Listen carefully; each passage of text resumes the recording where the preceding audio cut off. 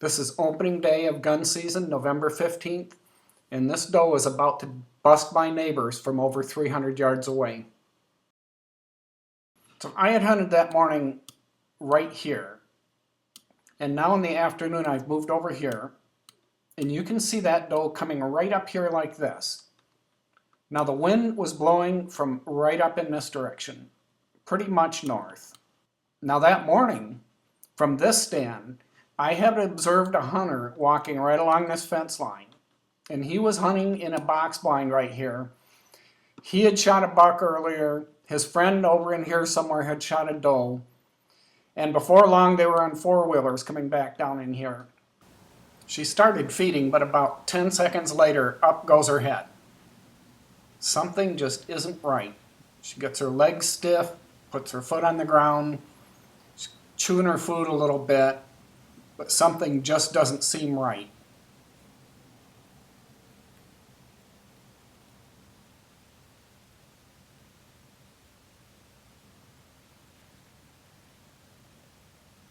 Uh-oh. Uh-oh, she's got it now. There's human scent, and she doesn't like it, and she turns straight away from it and starts walking towards me.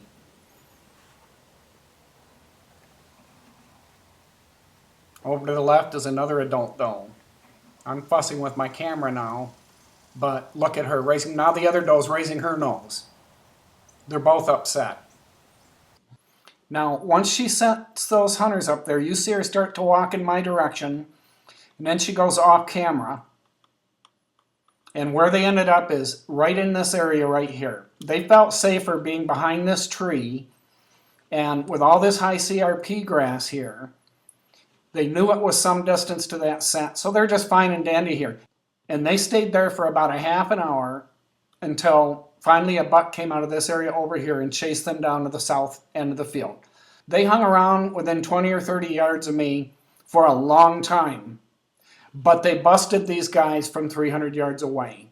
Most scent busts happen like this. Did these guys see deer today? Yes, they did. They saw some in the morning at first light. One killed a doe, one killed a buck. Are they going to see any this evening? Not very likely.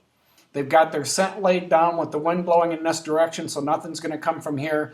And they're going to have the typical Michigan hunting experience of seeing and killing a deer the first day, and then hopefully seeing one or two more deer the rest of the season, because they have made this a no-go zone for deer.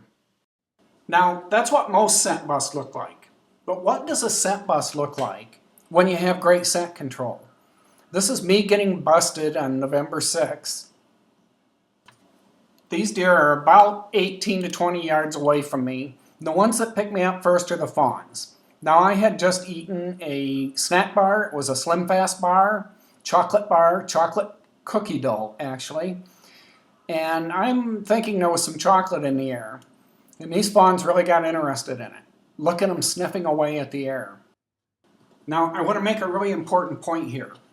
A deer can be walking along, and if something doesn't draw its attention, it's just doing its normal level of breathing. But once they raise their heads up, and you're about to see mom do it and start to suck in those draughts of air, they're trying to load up their scent receptors. Well, they may not have been able to smell human scent normally, but if something catches their attention, some other scent, and they start drinking the air like this, they're very liable to pick up scent that they wouldn't pick up otherwise. Now, it so happens that she just moseys along and doesn't get too upset. But she does turn around at some point and come back in my direction because she's just darn curious about it. Now, see, she can no longer smell it. She's not drinking air anymore over there. So, okay, I'm out of the zone where I smelled it. Now what? She's cautious, but she's not frightened. What the heck was that? Now I'm looking over towards where it came from and I don't see anything. It must be so far away that I don't have to worry about it. She's looking for the scent, but she's not catching it anymore because she's now crosswind of me.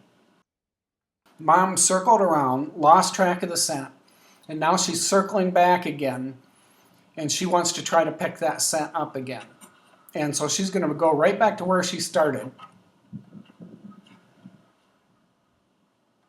and just check things out again. Now she's checking it again. This is the way you want a scent bust to work. This is a scent bust, but it's not one that's freaking out the deer. It's a level 1 scent bust. A level 0 scent bust would have had her just walking through, noticing it, and then continuing to do what she was doing. A level 1 scent bust causes them to spend some time at it, change their mind about what they were doing, maybe move in some other direction. A level 2 scent bust, they hop away. They don't blow, they don't stomp, they're not scared, they just don't like being where they're at, and they move out of the way right away.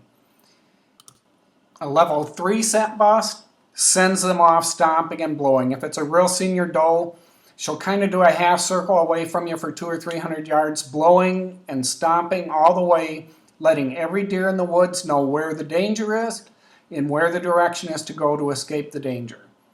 That's a bust you don't want to happen to you. But that's not the way most scent busts happen.